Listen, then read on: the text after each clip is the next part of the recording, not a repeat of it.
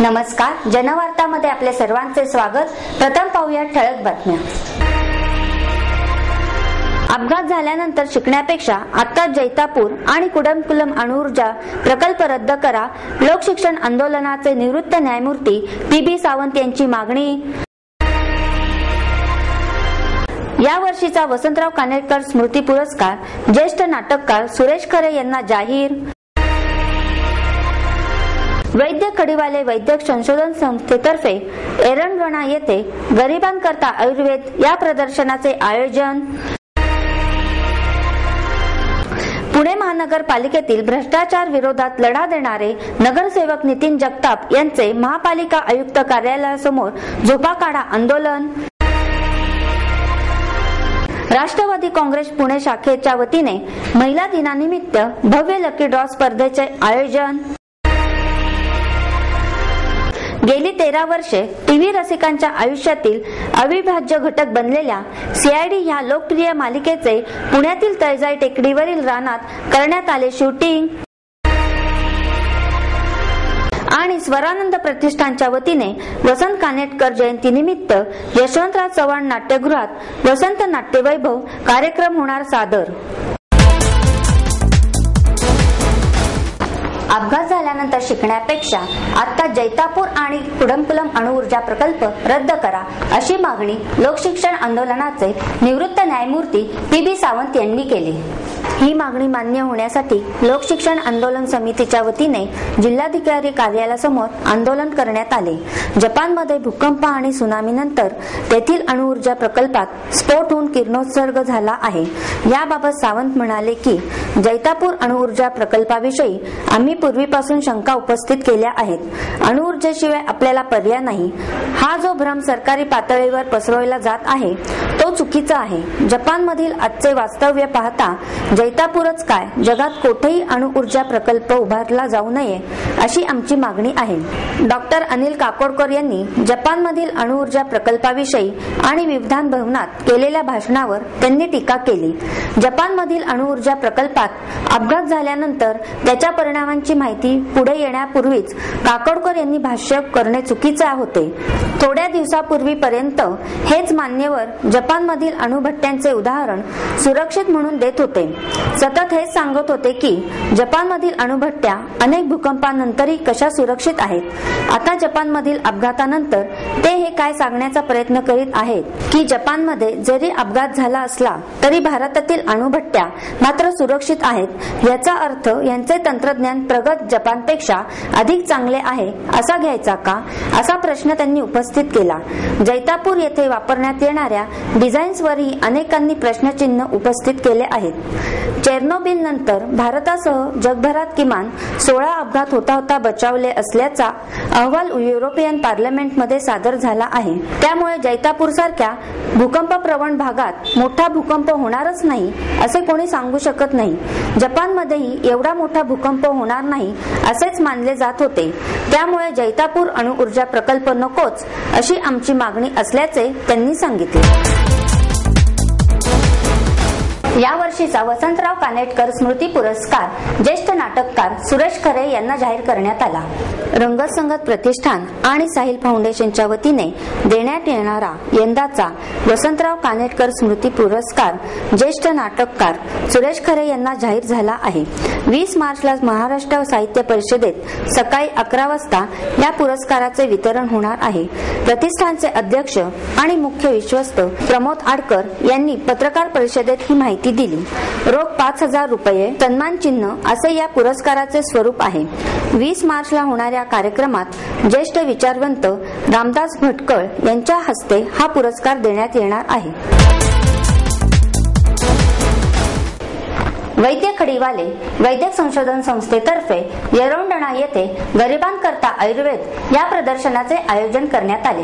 विविध आजारांवर हुकमी उपाय ठरणारे आयुर्वेदातील काढे, चूर्ण, मलम व ही औषधे तयार करण्यासाठी लागणाऱ्या दुर्मिळ औषधी वनस्पती, मूलभूत द्रव्ये व अल्पमौली आयुर्वेदिक उपचारांची माहिती सर्वसामान्यांसाठी खुली करण्यात आली. निमित्त होते वैद्य खडीवाले वैद्यक संशोधन संस्थेतर्फे एरंडवणे येथील येथील मनोहर मंगल कार्यालयात आयोजित आलेल्या गरिबांकरता आयुर्वेद या प्रदर्शनाचे, ज्यांची नावेही कुणाला माहीत नसतील अशा वनौषधी आणि त्यांच्या उपचारातील उपयोग, त्यांचे गुणधर्म याबाबतची माहिती स्वतः पय वैद्य खडीवाले सर्वांना अतिशय आस्थेने देत होते. दिवसेंदिवस वैद्यकीय सेवा महाग होत असताना आयुर्वेदाचे योगदान आणि त्यातील औषधी उपचार याविषयी सर्वसामान्यांना माहिती व्हावी या हेतूने हे प्रदर्शन आयोजण्यात आले.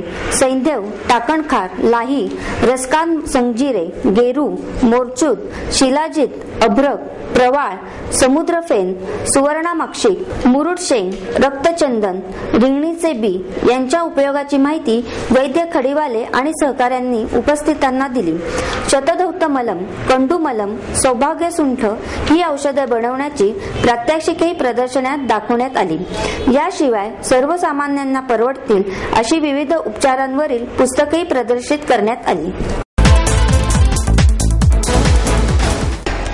पुणे महानगरपालिकेतील भ्रष्टाचार विरोधात लढा देणारे नगरसेवक नितीन जगताप यांनी महापालिका आयुक्त कार्यालयाबाहेर झोपा काढा आंदोलन केले.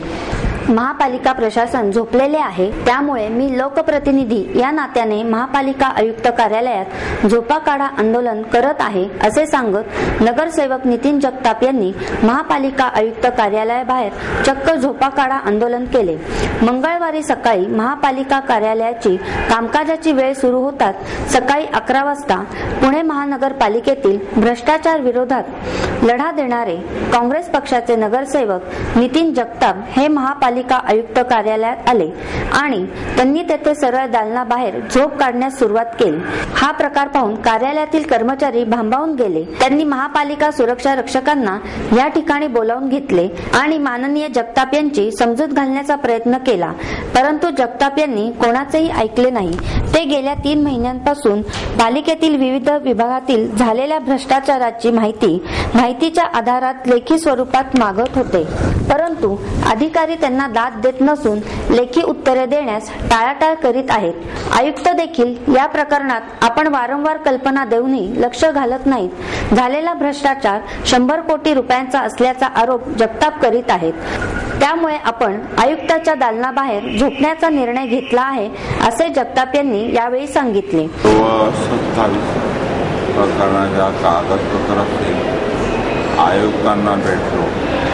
नंतर आम्ही 14 जणांना येथील आणि माहिती अधिकाऱ्यांना दिली, पण त्याचा 2 महिन्यात काही उत्तर आलेलं नाही. त्यानंतर मी अपिला दिली. अपिलात आता 1 महिना झाला, त्याचं उत्तर अजून काही झालेलं नाही. आपल्याला दाद मिळाली नाही तर आपण यापुढे आत्मदहन करू असा इशारा देखील जगताप यांनी यावेळी दिला. दिवसभर झालेल्या या प्रकरणामुळे महापालिका इमारतीमध्ये याबाबत गंमतशीर चर्चा चालू होती. अखेर संध्याकाळी 6 वाजता महापालिका उपायुक्त आणि सुरक्षा मुख्य अधिकारी रमेश शेलार यांनी नितीन जगताप यांची समजूत घालण्यात यश आले आणि हे आगळेवेगळे झोप काढा आंदोलन मागे घेण्यात आले. राष्ट्रवादी काँग्रेस पुणे शहर शाखेच्या वतीने महिला दिनानिमित्त भव्य लकी ड्रॉ स्पर्धेचे आयोजन करण्यात आले. ज्या घरात महिलांचा सन्मान सत्कार करण्यात येतो तेथे लक्ष्मी नांदते. स्त्री शक्ती ही मोठी शक्ती असून भारतीय संस्कृतीत स्त्रियांचा सन्मान करण्यात येतो. स्त्री शक्तीचा सन्मान केल्यास देश सक्षम होण्यास मदत होऊ शकेल असा विश्वास आमदार शशिकांत शिंदे यांनी व्यक्त केला. राष्ट्रवादी काँग्रेस पुणे शहर शाखेतर्फे वारजे माळवाडी येथे महिलांसाठी विविध स्पर्धा आयोजित करण्यात आल्या होत्या. या स्पर्धेच्या पारितोषिक वितरण प्रसंगी कार्यक्रमाचे संयोजक सचिन दांगट, राष्ट्रवादीच्या शहराध्यक्ष ॲडव्होकेट वंदना चव्हाण, म्हाडा पुणेचे अध्यक्ष अंकुश काकडे, शिक्षण मंडळाचे उपाध्यक्ष अप्पा रेणुसे, खडकवासला विधानसभा मतदारसंघाचे अध्यक्ष काका चव्हाण, विठ्ठल हनमघर, नगरसेविका दीपाली धुमाळ आदी यावेळी उपस्थित होते. यावेळी स्पर्धेतील विजेत्या पूजा मैड यांना टीव्हीएस स्कूटी, एलिझाबेथ स्वामी यांना फ्रीज, मनीषा कुंभार यांना रंगीत टीव्ही, लक्ष्मी देऊस्कर यांना DVD प्लेअर, विद्या नितनवरे यांना मोबाईल, हिरा वाघमारे यांना वॉटर प्युरिफायर, वैशाली लवंदे यांना सिलिंग फॅन आणि अन्य 51 महिलांना पारितोषिके देण्यात आली. हिरा वाघमारे म्हणाल्या की राष्ट्रवादी काँग्रेसच्या या उपक्रमामुळे महिलांमध्ये आत्मविश्वास निर्माण होण्यास मदत होते. बक्षीस मिळाले त्या सर्वांचे अभिनंदन, परंतु ज्या महिलांना बक्षीस मिळाले नाही त्यांनी नाराज न होता अधिक परिश्रम घेणे गरजेचे आहे. महिलांचा आत्मसन्मान करण्याची राष्ट्रवादीची भूमिका कौतुकास्पद आहे. सचिन दांगट म्हणाले की आकांक्षा नारी मंच तर्फे दरवर्षी विविध उपक्रमांचे आयोजन केले जाते. या उपक्रमामुळे स्त्री शक्ती समाजासमोर येण्यास मदत होऊ शकेल. मनीषा दांगट, वीरेंद्र बराट, अरुल दास यांनी कार्यक्रम यशस्वी करण्यासाठी परिश्रम घेतले असे सचिन दांगट यांनी सांगितले. गेली 13 वर्ष टीव्ही रसिकांच्या आयुष्यातील अविभाज्य घटक बनलेल्या CID ह्या लोकप्रिय मालिकेचे पुण्यातील तळजाई टेकडीवरील रानात शूटिंग करण्यात आले. या शूटिंगमध्ये सर्वांचे लाडके असे ACP प्रद्युम्न उर्फ शिवाजी साटम सतत आपल्या दणकट शरीरयष्टीचा उपयोग करून गुन्हेगारांना जेरबंद करण्यासाठी त्यांच्या घरांचे दरवाजे तोडणारा इन्स्पेक्टर दया उर्फ दया शेट्टी आणि कोणत्याही क्षणी आपली स्मरणशक्ती आपल्याला दगा देऊ शकते हे माहीत असूनही हिरिरीने गुंतागुंतीचे गुन्हे उघडकीस आणणारा इन्स्पेक्टर अभिजित उर्फ आदित्य श्रीवास्तव यांच्यासह इतर अनेक कलाकारांचा सहभाग होता. टिपिकल CID टच असलेल्या या शूटिंगच्या वेळी सर्व कलाकारांनी पुण्यातील भर दुपारच्या रणरणत्या उन्हात देखील कोणतीही तक्रार अथवा फिकीर न करता आपल्यातील सर्वोत्कृष्ट अभिनयाला प्राधान्य दिले. शिवाजी साटम यांची सळसळती देहबोली त्यांच्या बरोबरील तरुण सहकलाकारांपेक्षा सरस वाटत होती. 13 वर्ष झाली तरी अजूनही CID मध्ये काम करायला कधीच कंटाळा येत नाही. एक एपिसोड करायला 4 ते 6 दिवस लागतात, पण ह्या सिरियल मध्ये कायम काहीतरी नवेपणा असल्याने पहिल्यांदाच काम करत असल्यासारखा उत्साह अंगात संचारतो. वेगवेगळी लोकेशन्स, नवनवीन आर्टिस्ट मिळत असल्याने दरवेळी CID करताना अधिकाधिक मजा येते असे साटम म्हणाले. दया शेट्टी हा 6.25 फुटी राकट आणि सिरियस दिसत असला तरी तो सर्वांमध्ये मिळून मिसळून वागणारा, सर्वांना कोऑपरेट करणारा, तुमच्या आमच्यासारखा सामान्य माणूस आहे. आदित्य श्रीवास्तव हा CID मध्ये जरी मेमरी लॉसचा रुग्ण असला तरी प्रत्यक्षात अतिशय हुशार, चाणाक्ष आणि तल्लख बुद्धीचा असल्याचे जाणवते. पुण्यात शूट झालेल्या या एपिसोडचे प्रसारण 18 मार्च पासून सुरू होणार आहे. CID या लोकप्रिय मालिकेला सर्व पुणेकरांतर्फे हार्दिक शुभेच्छा. स्वरानंद प्रतिष्ठानच्या वतीने वसंतराव कानेटकर जयंतीनिमित्त यशवंतराव चव्हाण नाट्यगृहात वसंत नाट्यवैभव हा कार्यक्रम सादर करण्यात येणार आहे. नाटककार वसंत कानेटकरांच्या अजरामर नाट्य साहित्य कृतींचा, कानेटकर यांच्या नाट्यविषयक विचारांची ध्वनिचित्रफीत, दुर्मिळ छायाचित्रे आणि त्यांच्या स्मृती जागविणारी विविध मनोगतांचा आनंद नाट्यप्रेमी रसिकांना घेता येणार आहे. निमित्त आहे वसंत कानेटकर यांच्या 90व्या जयंतीचे. स्वरानंद प्रतिष्ठानतर्फे येत्या 20 मार्च रोजी यशवंतराव चव्हाण नाट्यगृहात सायंकाळी 4:30 वाजता वसंत नाट्यवैभव हा कार्यक्रम होणार आहे. याविषयी आयोजित पत्रकार परिषदेत स्वरानंदचे कार्यकारी विश्वस्त प्रकाश भोंडे, शैला मुकुंद, कानेटकरांच्या स्नुषा, अंजली कानेटकर, पुतण्या, अरुण कानेटकर, कार्यक्रमाचे दिग्दर्शक अजित सातभाई यांचा अंतर्भाव असणार आहे. वसंत कानेटकरांच्या स्मृतींचा हा रंगमंच आविष्कार असणार आहे. हिमालयाची सावली, अश्रूंची झाली फुले, लेकुरे उदंड झाली, वेड्याचे घर उन्हात या विविध नाटकातील प्रवेश पडद्यावर दिसणार आहेत. दृश्य स्वरूपात डॉक्टर श्रीराम लागू, विजया मेहता, बाबासाहेब पुरंदरे, राज दत्त, प्रभाकर पणशीकर, श्रीकांत मोघे, आशालता वाबगावकर, वंदना गुप्ते, विजय केंकरे यांच्या मनोगतांची ध्वनिफीत पाहायला मिळणार आहे. या आविष्काराची संकल्पना अरुण कानेटकर आणि शैला मुकुंद यांची आहे. संजीव मेहेंदळे आणि समृद्धी पानसे यांच्या सूत्रसंचालनातून संपूर्ण पट उलगडत जाणार आहे.